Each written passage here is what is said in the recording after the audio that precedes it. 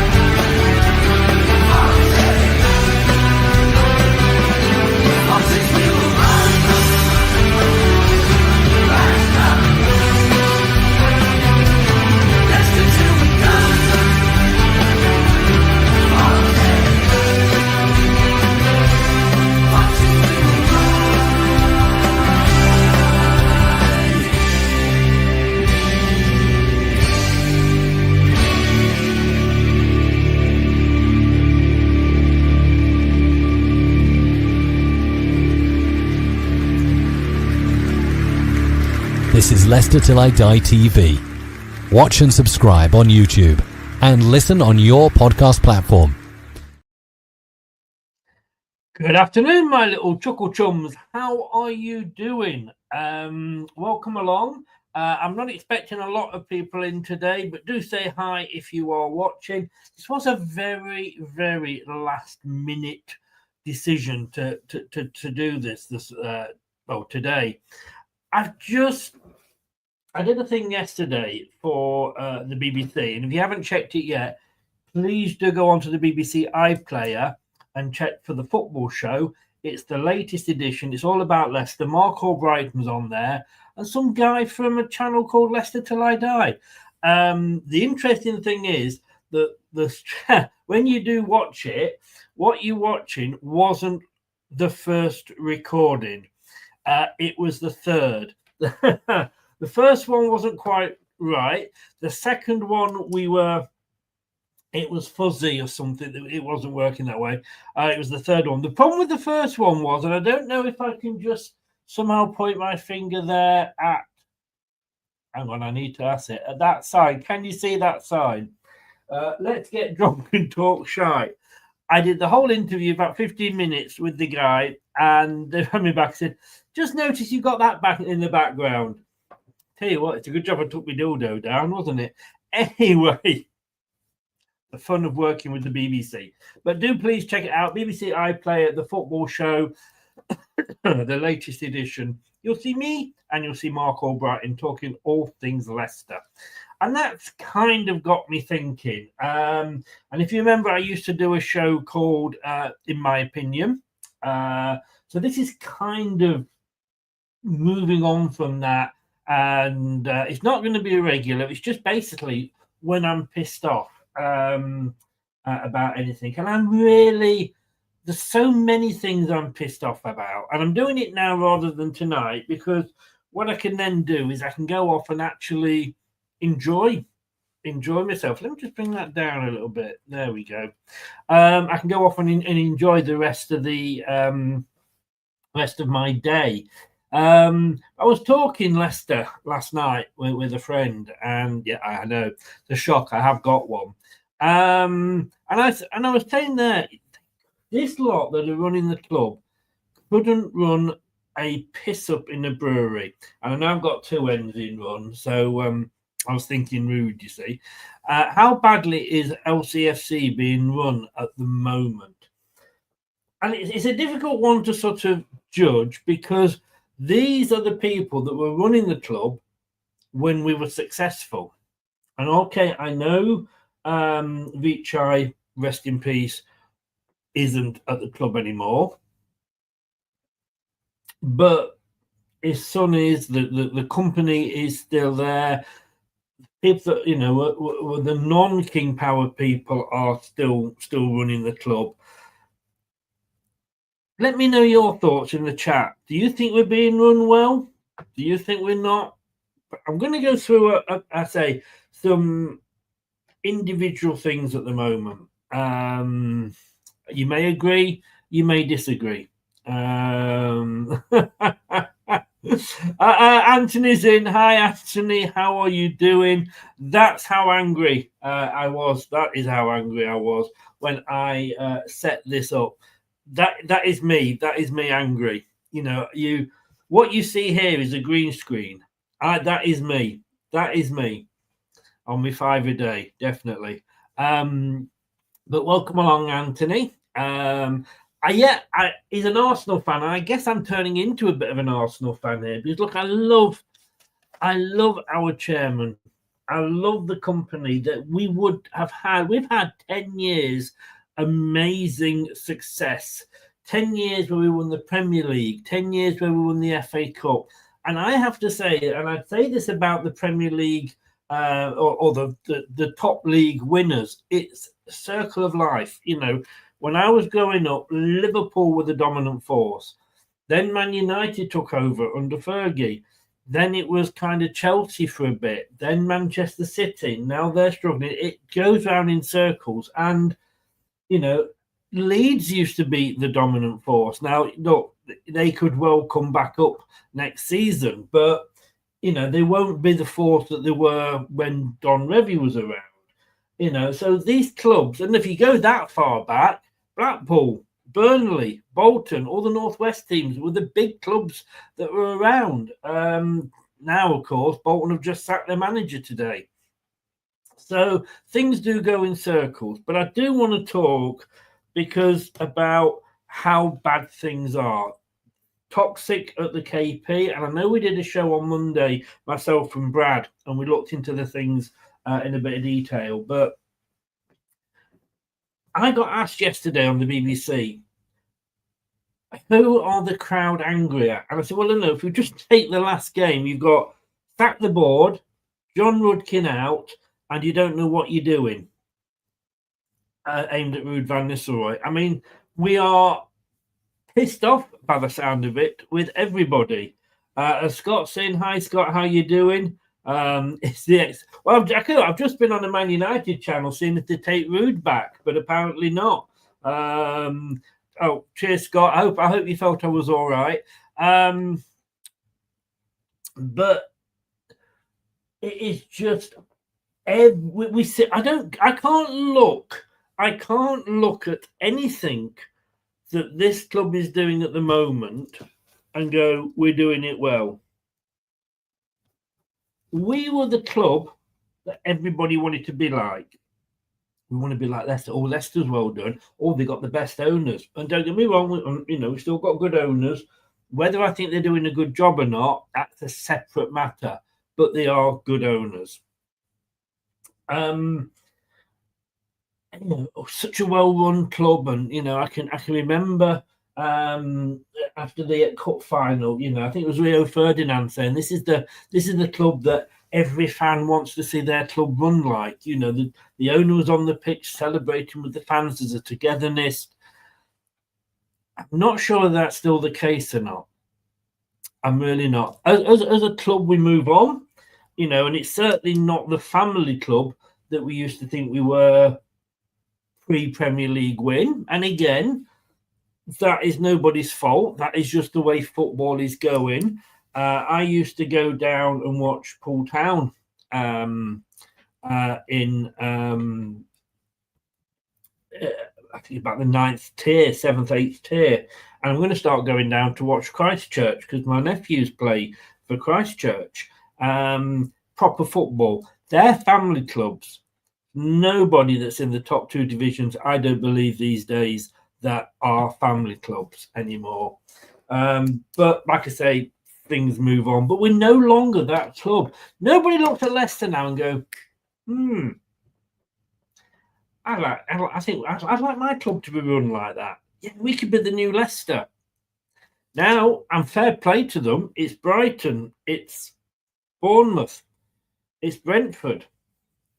We have spent £100 million, and please do check out City Chat from Monday night, because we did go into this, me and Brad. We spent £100 million on a new training stadium, which rumours have it Vichai didn't want. He wanted to invest in players. But look, who knows? This was supposed to attract footballers. This was supposed to attract the best. This was supposed to attract youngsters that wanted to come in.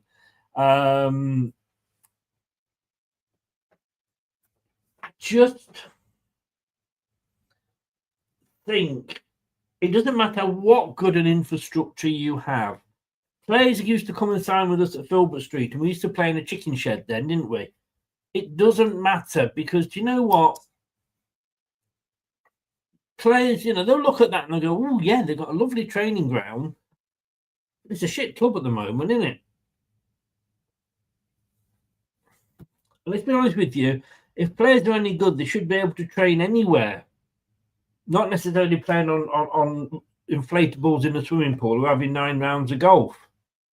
Maybe if they concentrated more on learning how to pass a ball rather than, how to get under par, whatever. I don't know. I don't like golf. But maybe if they did that, we'd have a team that would be worth supporting. And a team that wasn't utterly embarrassed, and we were embarrassed to say that we're fans of, which I think we are at the moment. As much as we love the club, and I love the club, but that training ground is basically a big white elephant. Do you remember Bournemouth? Bournemouth don't even own the car park at their ground. It's owned by the council. They've got 3 stands at their ground. The 4th side is scaffold.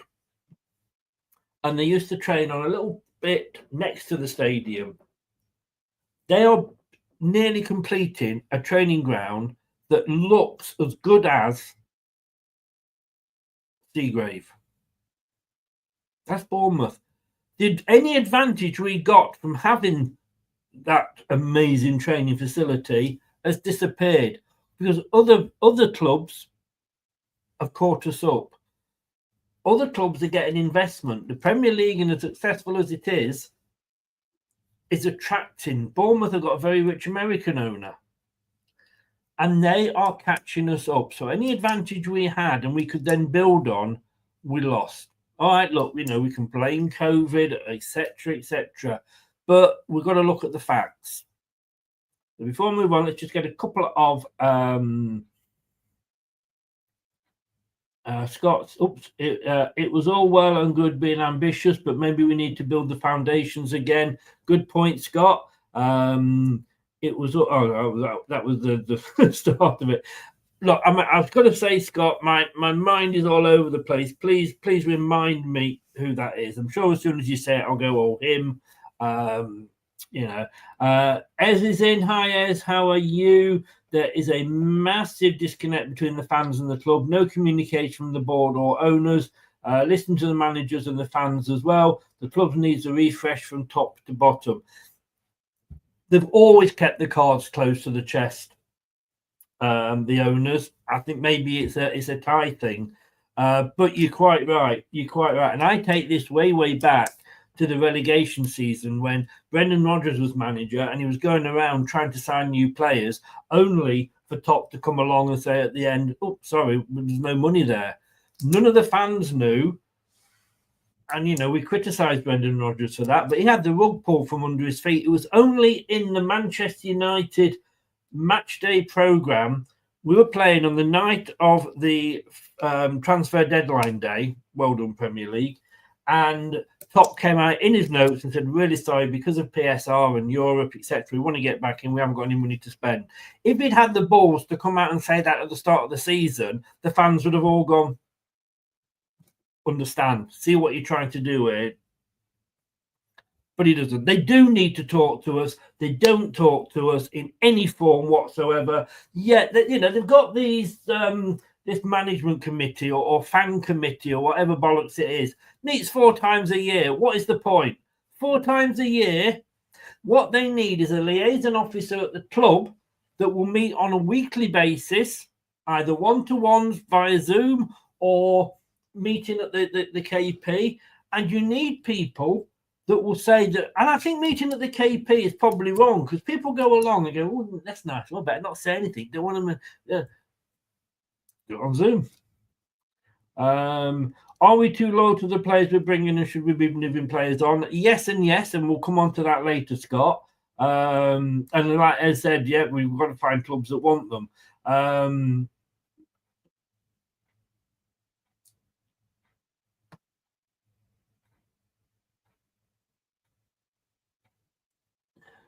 I'm not sure what you're saying there, Leicester fan. Welcome along, by the way. Yeah, you've named 9 players. Explain the point that you are making. Are they ones that you want? Hi, Gary. How are you doing? Welcome along. Right, let's get into this then. So I'm going to start with Top and John Rudkin. You cannot at any point say that Vichai isn't committed to this club. And please keep your comments now. If you can keep it in tune with what we're actually talking about, rather than going off topic, maybe do. And if you do, I'll come try and do it at the end, and we'll have a chat about it. But yes, you can't. He is committed to the club. Look, it would have been so easy for him to have walked away when his dad died. And I don't want to keep saying like, oh, it was under trouble. All our parents die at some point. We all have to get on. And yes, it was tragic the way it happened, And as we say with Prince Harry, and he keeps going on, we all lose parents, brothers, sisters. I've got a member of my family at the moment, and shout out to say, love her to bits. She's my sister-in-law. She's got the big C. But I can't go around blaming that. Yes, I felt down. Yes, blah, blah, blah. You've got to get on with it. It happens. It happens. People die. And I'm not being, facetious with that. How many years ago was it? And I'm sorry, I'm not not going to keep using that as he did his best under these circumstances. He's running a company, and yes, it wasn't the ideal circumstance for him to take it over. And yes, he hasn't got the business experience that maybe his dad had. But he stuck with us. So you've got to give him credit for that. What you then got to question is his decision making and his loyalty. Now, everybody says, well, he's been too loyal to people. Well, he wasn't loyal to Steve Cooper. He was loyal to Nigel Pearson when it counted, allegedly. I still don't know whether it was him or his dad or whoever it was that was going to get rid of him, then keep him, etc. But he is being too loyal to people. Look, he was too loyal to Brendan Rodgers, and he felt he had to be loyal to Brendan Rodgers because of the cock-up that I mentioned regarding the money for the PSR and the transfer window and all the players we didn't sign. So he felt he owed Brendan a favour. Look, that's not business. You can't do that. I've had to, as when I was a manager, I had to sack people that I really, really liked. But for the good of the business, you have to go. And when companies are making cutbacks, they don't keep people because, oh, he's nice, we'll keep him. She's nice, so she should stay. He's a bit of a wind-up merchant, so yeah, we'll get rid of him. You don't. Wind-up merchant, he may be, but he's the best at what he does. We keep him. His loyalty is shown in the wrong places, and that's the thing. And that's one of the things he's loyal to, is that guy next to him. And I've tried to defend John Rudkin, as you know. Everybody blames him for everything that goes on at the club, and it's not all his fault, but basically, he needs to go now. He needs to go. And I've come on to exactly why at the moment. This is the guy, look, you can't not praise his commitment to the club. He came in and he was working free of charge as a coach. He wasn't had anything, no football experience at all. And he's gone from those 3 sessions as a coach to being the director of football. Again, we talked director of football on Monday with Brad. Suggestions going around, get somebody like a Nigel Pearson. Nigel Pearson would be a perfect director of football. A manager, an ex-player, he's been there, he's a tough negotiator. Let's be honest with you, as Brad said, if he didn't like what you were saying, if you weren't going to sign that contract, he'd have you pinned down to the floor, strangling your neck, wouldn't you, Brad? That's what he said. And it's true. This guy has become a total waste of space. Why is Top trusting him? Top's business is in Hong Kong. And I love the fact that Top always seems to be here. His air miles must be absolutely unreal. The amount of time. I mean, how often do you see Stan Kroenke at Arsenal? How often did you see the Glaziers at Manchester United? or even the guy that owns Liverpool, and I forget his name now. You don't very rarely see them. This guy, you see him a lot at the club. But when he's away, he needs people that are making the right decisions. Not yes men, no men, thank you very much men, let me lick your balls men. He wants people that will make the tough decisions. It's a well-known fact, and I'm going to say this, but Elvis Presley and Michael Jackson, if they had staff, if they had friends that stood up to them and said, you should not be doing that, whether they would still be alive or not today, I don't know. But I tell you what, they were too scared, because they were scared that, well, if I say to Elvis he shouldn't have that burger and he should have a kale drink, he'll sack me. And it's the same with Jacko's doctor and Michael Jackson's doctor. You want people that will tell you the fucking truth. Not people that say, please, sir, I've done this, sir. Thank you, Top. Do you want me to do this, Top?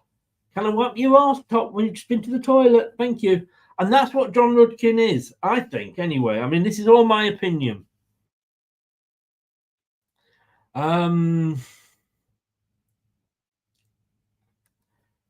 manager gets all the blame because of the board. Reminiscent of sorry for him in a way. But they all have to take their own point. Jackson, hi Jack, how you doing? Final whistle. Welcome along, mate.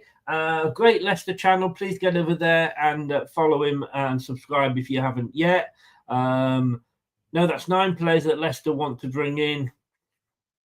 9 players that Leicester won't bring in. Let's be honest with you.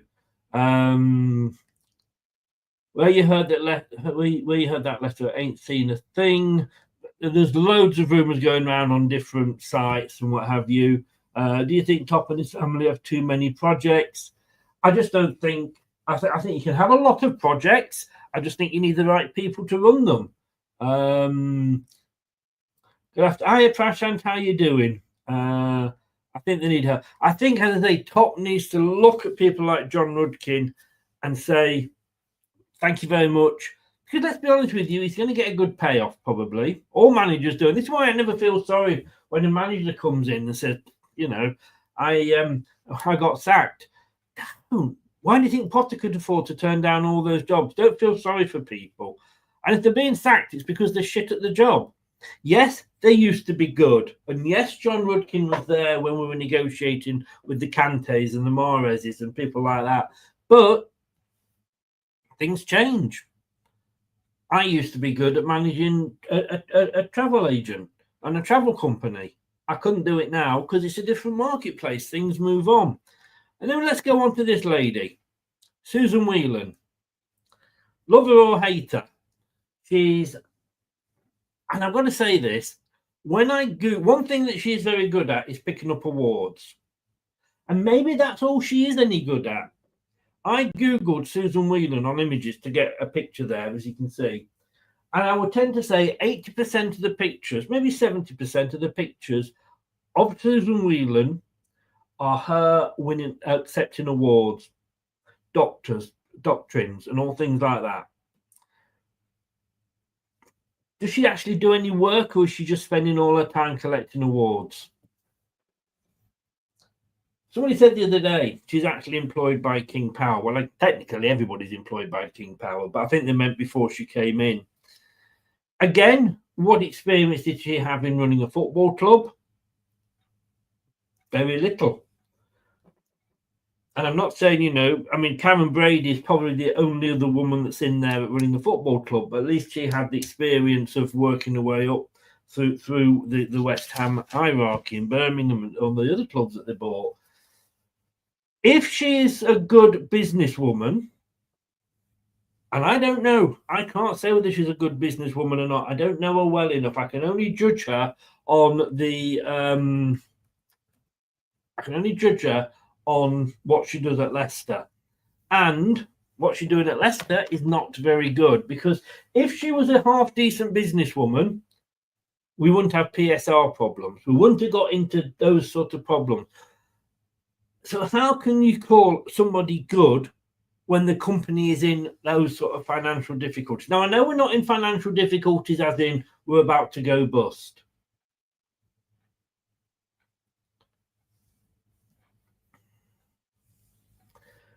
But she should, if she is a good businesswoman, be able to go and say, oh, God, we better not do this. You know, we've got these rules to convey. What's she doing? What is she doing? I'll tell you what she's doing. She's on getting ready, putting her makeup on to go out and get another award. She seems to do fuck all else at the club. And what she does at the club, like I say, she's not particularly very good at. I'm sorry, because, you know, all this has happened under her watch.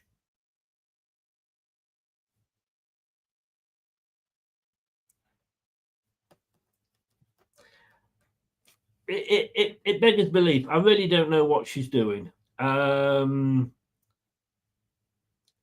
Yeah, we've got Martin Glover, but he is on recruitment. He goes and finds the players. So he doesn't negotiate with the players. That's John Rudkin. He doesn't decide, well, we need a goalkeeper. That's Ruud van Nistelrooy. He goes and says, here's a group of players that you want. Good, bad, or ugly. Choosing them is the thing that is bad at. Scott, yeah, like you just basically said. Tom is in. Tom with his frozen balls. How you doing, mate? Don't go outside with those. You'll lose them on the run down the hill.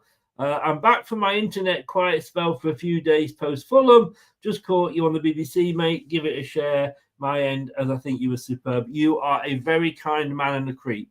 Thank you. I appreciate it, Tom. Appreciate it. And as Scott says there, everybody please make sure to smash the likes button and subscribe to LT1 LTID TV. Thank you very much, Scott. So yeah, what exactly that woman is doing, I know not. I know not. Now everything else is kind of linked to that. And like I said, this purely is a rant. I'm not going to say, you know, these are answers or anything like that. But we have just taken out with an Australian bank again another loan. Wow.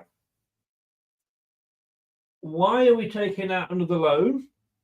Because apparently it's going to help us with our purchases of players. So we bought a right back in, 3 million. Ooh. He could, let's be honest with you, he could be the new Riyad Mahrez. We don't, you know, I mean, a different position, but you know what I mean. We'll wait and see. The jury's out. He could start against Tottenham. Why are we taking a loan out, though? Do we need the money to go and buy players? Maybe we'd be better off, and this would maybe need a loan, if we were to pay some of those players off. I'm hoping it's because we're going to get rid of Edouard. I'll come on to him next, to be honest with you. I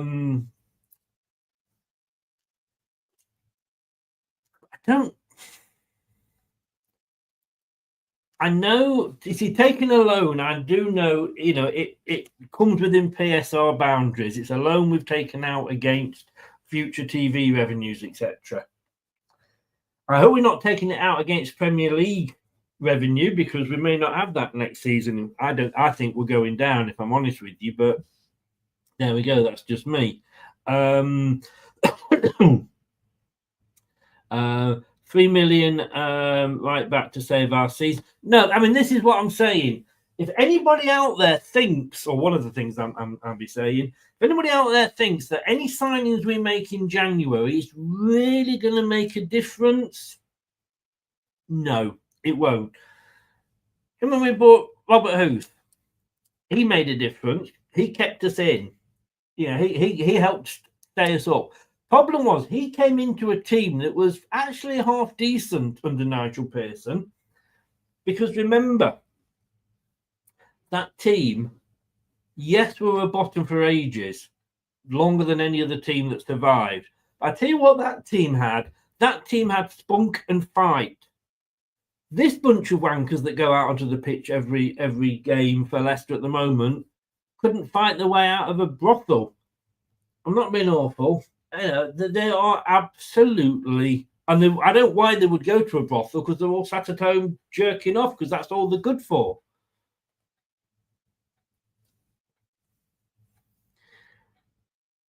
Now, whether it's a case of, well, we can do the loan under PSR rules, but, I know that obviously the owner can't he sell a hotel? The King Power actually own buildings. They own shopping malls. Can't we do what? I mean, that's a good question. I hadn't thought of that.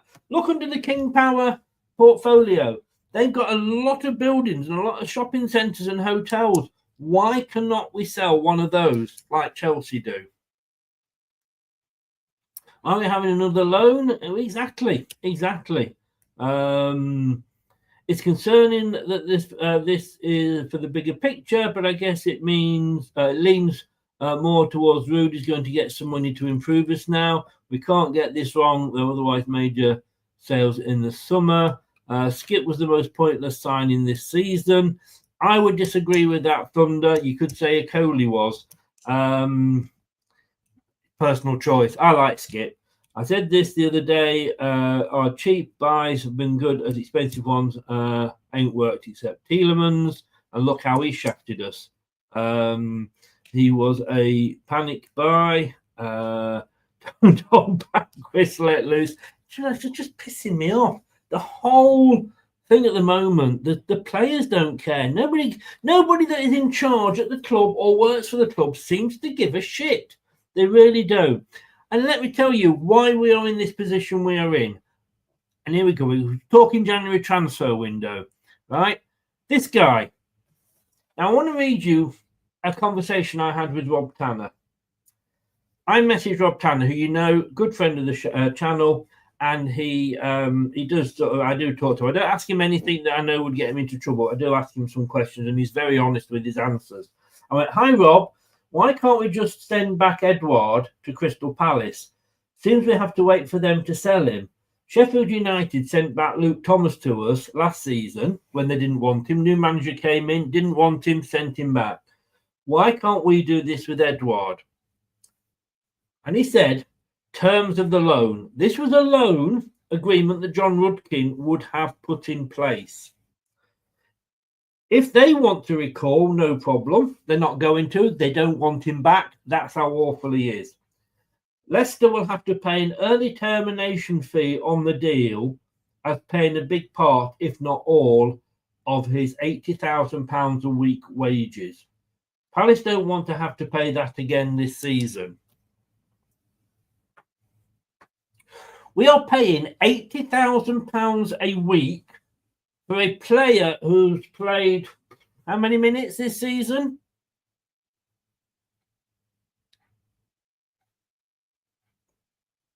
Doesn't even get on the subs bench. John Ludkin is that much of a wanker, to put it bluntly, and they are.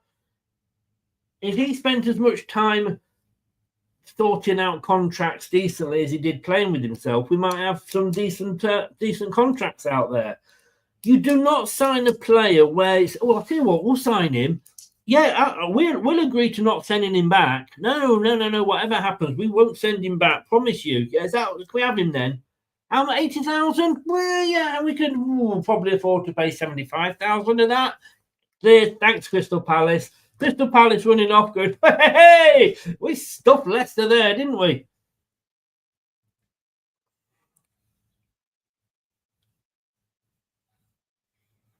We are hoping that Atlanta FC will come in and buy him, and he's not even their first choice. Otherwise, we're stuck with him till the end of the season. Why?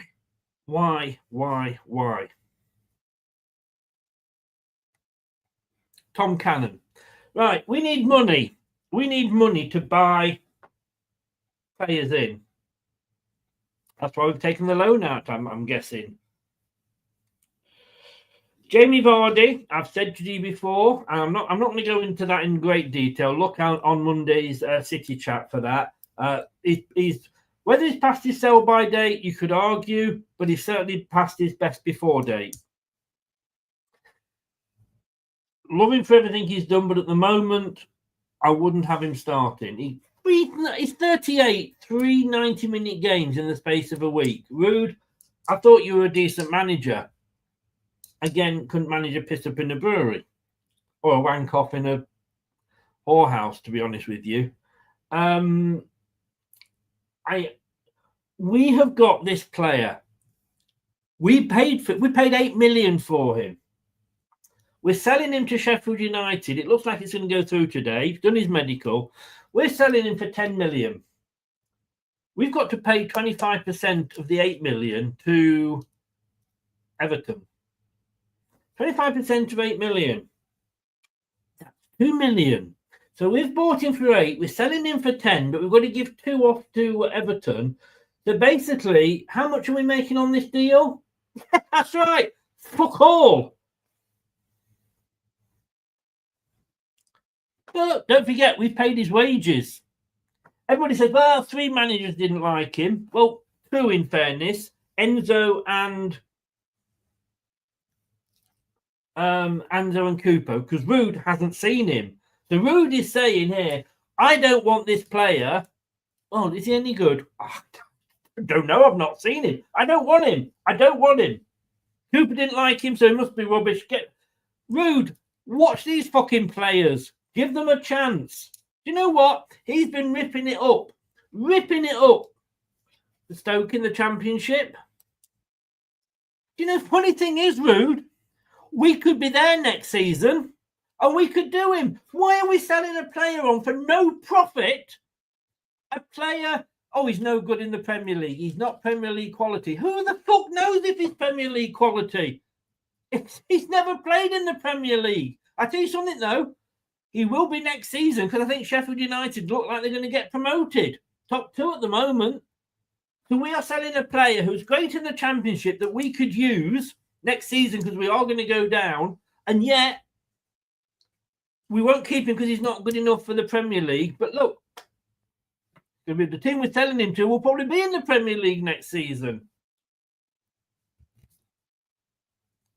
Running a piss up in the brewery, this club. Pissed up in the brewery.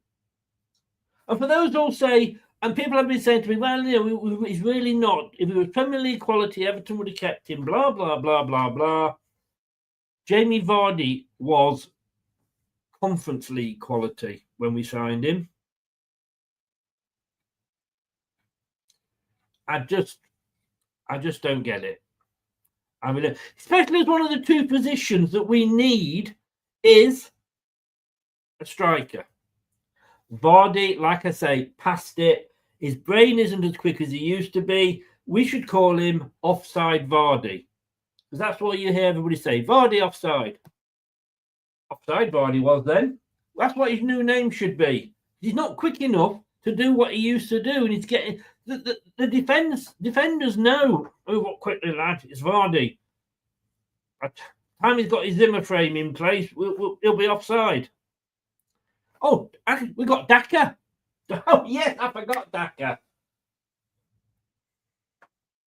Doesn't go to the brothel for obvious reasons.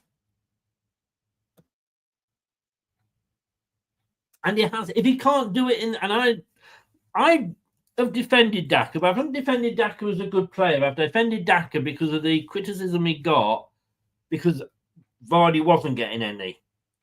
But I will give criticism to Vardy, so therefore I'm going to give criticism to Daka. Daka's a waste of fucking space. Get rid of him. And then we've got Ayew. Ayew is a great player, and this is what Crystal Palace said. It's a great player to come on towards the end of a game, go over, get a free kick, break play up, and he can score, obviously, a good goal. He's not a starter. I can see this. And if you read, if you go onto the BBC website and go onto the Fan's Voice from Tuesday, which was me this week, it'll be Kate next week, but it was me this week. Then go on to that and see what I said. Ayew is not a starter. Everybody can see that, except bloody Ruud van Nistelrooy. We need a striker. We've got a striker. A striker we're not given a chance to. A striker that we're saying isn't good enough for the Premier League, but he'll be playing there next season.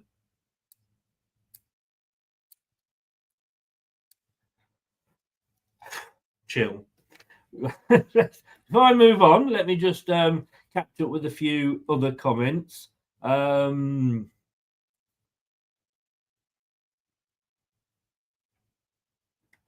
that I don't like him. Skips the rubbish signing because we spent 25 million for him to do absolutely nothing, can put us in financial trouble even more.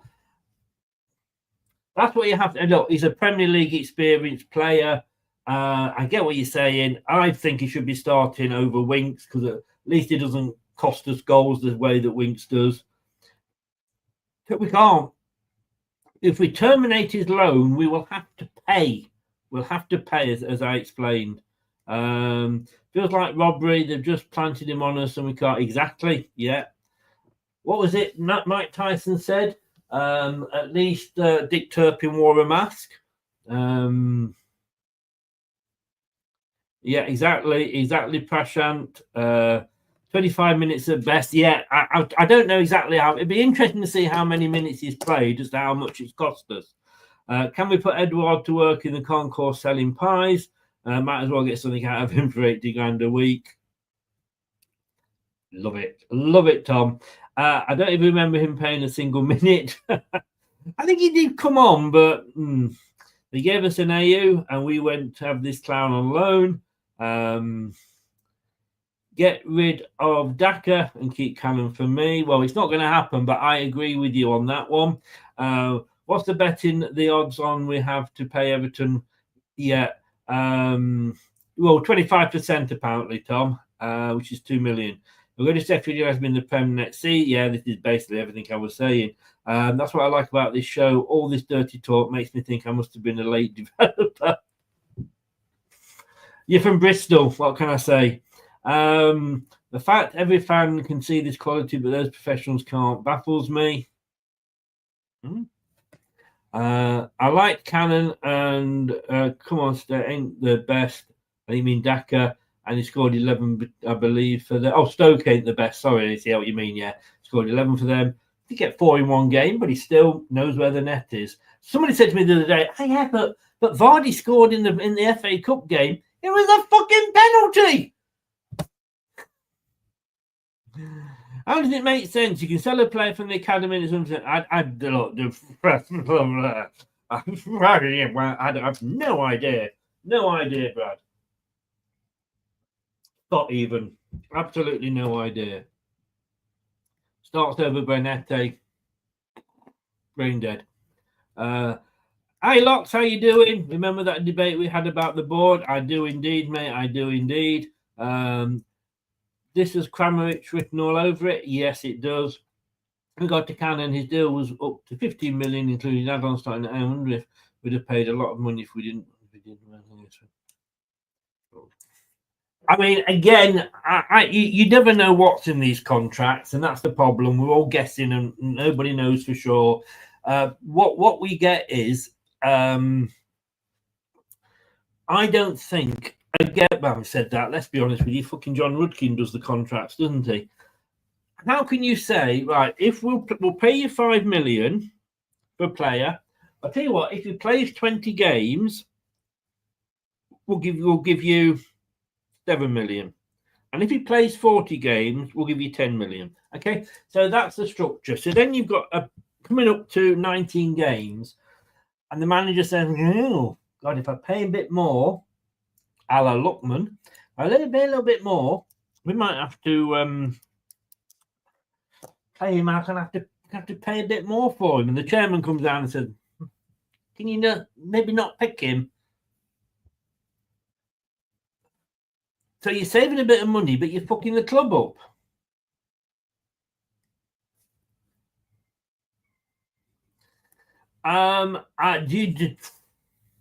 Financial director.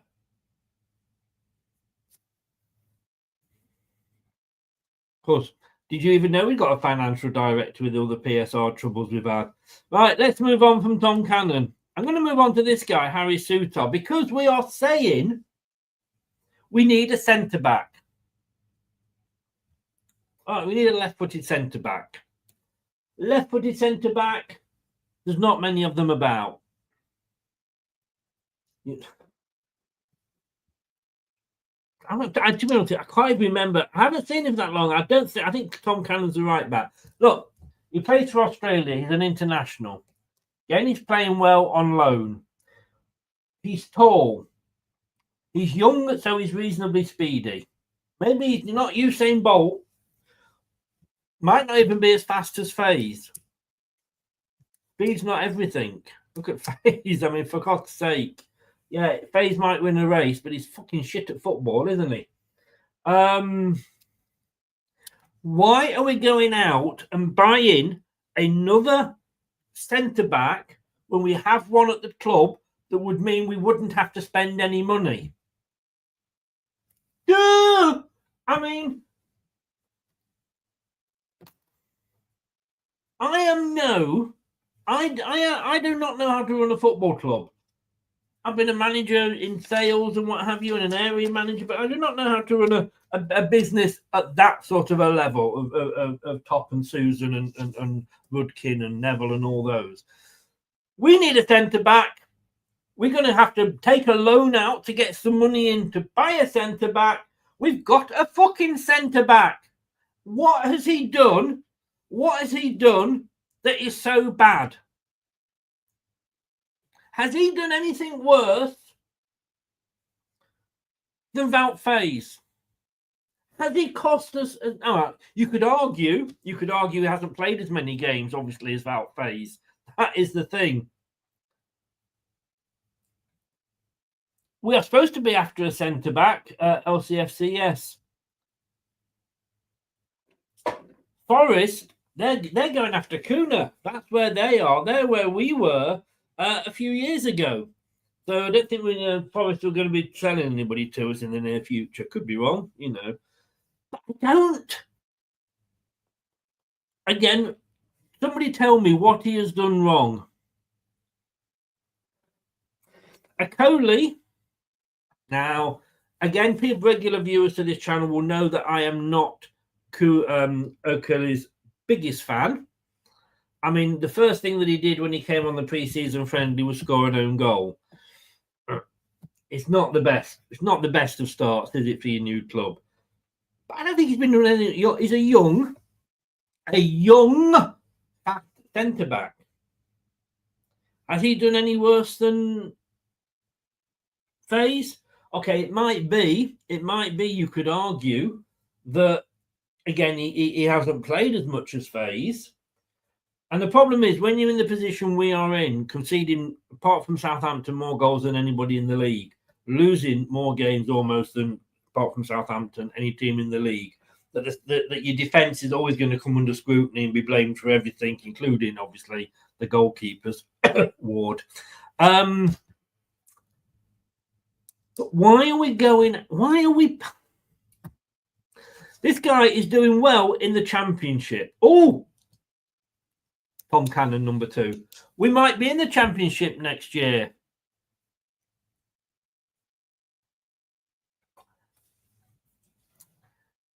If we stay up, he's not played much in the Premier League. Why? We haven't given him the chance. Is he any worse than FaZe? Is he any worse than Cody? Is he any worse than Vestergaard? Suter and Akoli together. Georgie, how you doing? Welcome to the Rudkin out train. Yeah, no. It's depending what you were blaming him for, Georgie. If you're blaming him for why did we sign that player, that is John Rudkin's fault, then that's wrong, because John Rudkin does not pick the players. If you're saying, as I am now, and I can't remember what you were saying, but I'm just saying this. If you're saying, well, when he bought that player, he was a bad deal, you know, we paid him too much, he's on too much money, why hasn't he got a sellout clause, etc., then that would be a fair point with Rudkin. The only benefit I can see currently is the top clubs are circling around clubs that are around us for top players. Only look, deals will be done. What's concerning is we don't have a long-term vision anymore. Do we have any vision? This club is currently boiling water, out but not fixing the leaks. boiling water out, but not fixing the leaks. I ask you this: I think we will get relegated. There will be a massive sale in the summer. If we get relegated, and I'm going to come on to that. Well, I'll tell you what. I'll come on to that in a second, Scott, because I'm going to talk relegation because I did so yesterday on the BBC. Do check it out, BBC iPlayer, the football show. This guy should be given. Let's recall him. Probably can't, to be honest with you, but let's recall him. Don't know if you saw the news this morning. I've social media'd it. Yap Stam. Probably not one of Fergie's favourite buys, but it's not a bad defender. Let's be honest with you. Would we take Yap Stam in his prime at this club now? Yes, we would. Allegedly, and this is all allegedly because it's all in the newspaper, he's offered to come and help out Rude. And Rude has said, no, we're not going to do it. I've got all the backroom staff I need. If we're paying Edward 80 grand a week to sit there and stick his finger up his own arse, I hope we're not saying no to this guy because we can't afford it. Maybe Rude didn't like him. Maybe they didn't get on when they were at Manchester United. You know, that's the thing, isn't it? I mean, you know, let's you know, you got to take that into consideration. But then again, if that was the case, I don't think Yap Stam would have been offering his services.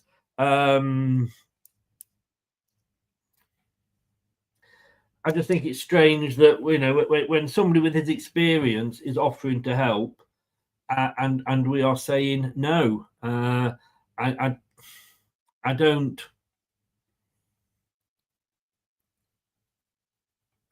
I just don't get it. I really don't. Right, let's move on. Last few points. I was only going to come on. I thought, you know, nobody will be watching at this time. Whether he wants to come back or not, we're paying his wages. He's signed to us. Cheers, Scott. Thank you very much. Appreciate that, mate. I didn't even expect, well, it's at 30 now, I didn't even expect anybody watching at this time. I literally, if anybody remembers the Sweeney, the guy, the villain that said, who are you? There's we're the Sweeney and we haven't even had our lunch yet. I haven't had my lunch yet. I thought I'd come on. It'll be a quick 15 minutes maximum, 53 minutes, and I'm still gobbling on. Talk two more things. Youth. We've spent £100 million on a training system that is supposed to get our youth and make these brilliant youth players. When we've got youth players, what do we fucking do with them? We'll send them out on loan. Wayne Rooney was 16 when he played for Everton in the Premier League and scored. If Wayne Rooney had been a Leicester player, we wouldn't have even got him on the pitch yet. Well, he's not quite ready. I don't know about that. No, do you think he's ready for Leicester? I don't think. For fuck's sake, stop pissing about and give the youngsters a chance. Because I tell you something, Alves and every Baybrook and all the others, I know Nelson's injured and I know some of them are out on loan. Give them a fucking chance. Would they do any worse than the shit that puts a blue shirt on every weekend? No. Because they're not fit to wear the shirt. That's what the fans were singing against Fulham. So let's give the youngsters a chance. They'll go forward. They won't go backwards all the time because they want to go make an impact. Remember, and I've said this so many times, I'll say it one more just for fun. When we got knocked out by Forest in the FA Cup, the round before that, this was COVID and what have you, we played a load of youth players and we went to beat Watford, who at the time were in the Premier League with us. And I think we beat them 4-1, 4-0, something like that. That was with a bunch of youth players. I think there was about 4 youth players in there. Went to Nottingham Forest in the next round, had all the big names back. Of course, as we remember, unfortunately, Forest stuffed us.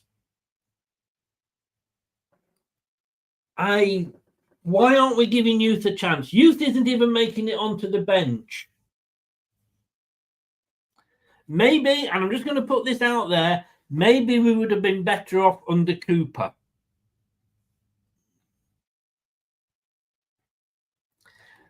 Yeah, hi Adrian, how are you? Yeah, exactly, mate. Exactly, Scott. 100% agree with you. Rooney was yes, he was an extremely rare talent. But what I am saying is that if that rare talent is at Leicester, they'd never have been given a chance. There are many rare talents, and I can tell you a load of rare talents. Beckham, Gary Neville, Paul Scholes, Nicky Butt. Would any of those come through the system at Leicester? Not one of them. And I'm going to end it here because I really, really, really am starving and it's 2:30.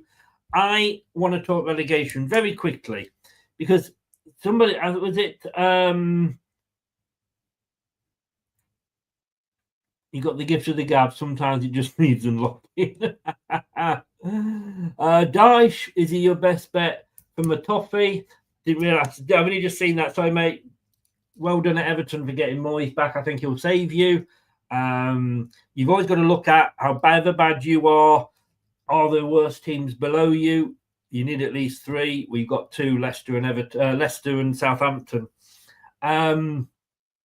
We can't change the manager again. We're turning to Watford, and I don't think any manager. I said the other day, if you put Alex Ferguson, Bill Shankly,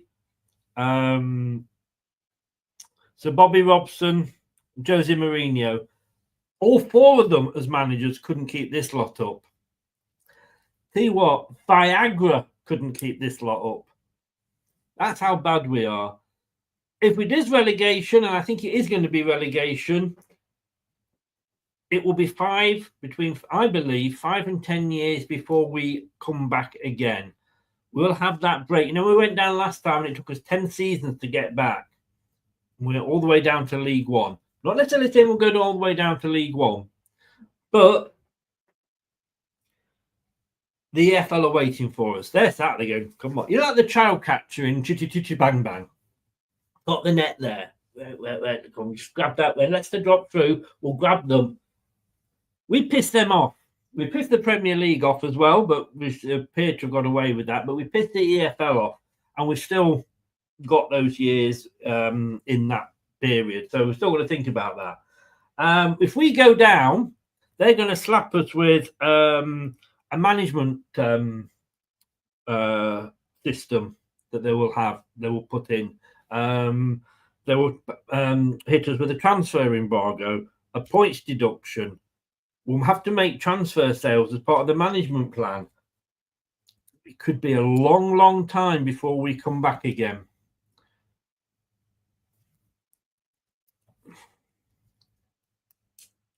Thing is, somebody asked me the other day, would you have swapped what you've been through for mid-table Premier League mediocrity over the next 10 years? No. If we get relegated and you've said to me, look, you know, you're going to get 12 years ago, you're going to get relegated, but you'll win the Premier League, you win the FA Cup, you get to the quarterfinals of the Champions League, the semi-final of the European Conference League, you know, top 5 2 years in run.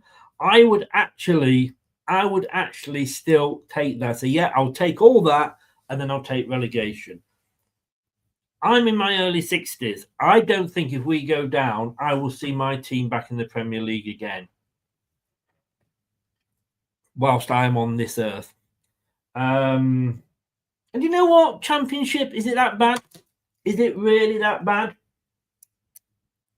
It was great last time. Yes, like we went down to League One. You win games. Suddenly, we're winning games. I'm not saying I'm going to win games all the time, but it's proper football. Referees are decent.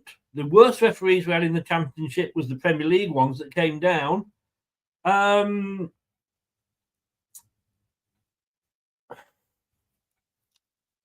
We didn't have to wait for VAR. I hate to bring that up, but we didn't.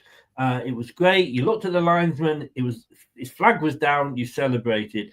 And it was a better, I think in a lot of ways, it was a better standard because the referees let the games run, because they weren't blowing every 5 minutes, because Bruno Fernandes fell over because the guy next to him farted. You know, but look, whatever we say, and I've had a moan, and it's dead on an hour now. I've had a moan. Look, as I said right at the start, had a few personal things hit me this week. A member of the family with the big C. So it does kind of put all of this into perspective. And I know, Bill Shankly said, football's not about life or death. It's much more important than that. It actually isn't. It actually isn't. And as long as we've got a team, and again, I said this on the BBC, I think yesterday, as long as I've got a team to support, whether it's Championship, League One, League Two, and I've got a ground that I can go to and watch them,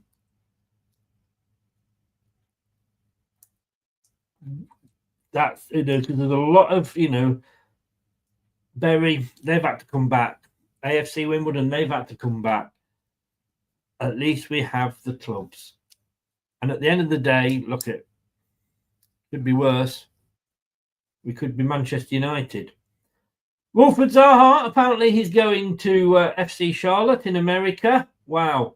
Again, we need a striker, don't we? Zaha has completed a loan move to MLS side Charlotte. Funny that, why couldn't we have paid off Edouard and got in Zaha? And